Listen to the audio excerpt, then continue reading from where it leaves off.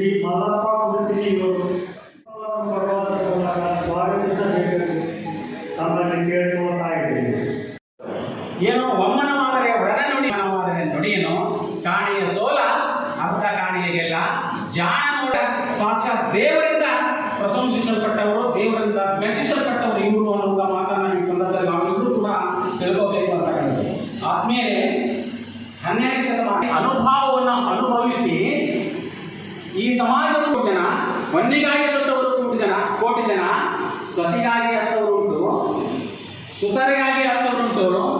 ಆದರೆ ಮತಿಗಾಗಿ, ಜ್ಞಾನದ ಯತಿಗಾಗಿ, ಸಮಾಜದ ಸ್ಥಿತಿಗಾಗಿ ಯಾರಾದರೂ ಹತ್ತಿದ್ರೆ ಅದು 12ನೇ ಶತಮಾನದ ಬಸವಣ್ಣವರ ಕಾಲದ ಅದು ಶಿವಸೇನರು ಅನ್ನುವಂತಹ ಮಾತನ್ನು ನಾವೆಲ್ಲ ಗಮನಿಸಬೇಕು.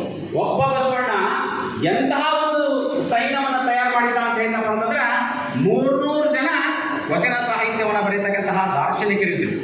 ಸುಮಾರು 60ಕ್ಕಿಂತ ಹೆಚ್ಚು ಜನ ಮಹಿಳೆಯರು ಆತನ ಅನುಭವ ಮಂಟಪದಲ್ಲಿ ಭಾಗವಹಿಸಿದ ಸಂಶೋಧನೆ ಪ್ರಕಾರ ವಚನ ಸಾಹಿತ್ಯವನ್ನು ಬರೀತಕ್ಕಂಥದ್ದು ಎಂತಾರು ಅಂತಂದ್ರೆ ಅಧ್ಯಯನ ಮಾಡ್ತಾ ಇದ್ದಾರೆ ಅಂತಕ್ಕಂಥದ್ದು. ಅಂತಹ ಒಂದು ಏನು ಕಾಲ ಅಂತಂದ್ರೆ ಅದು 12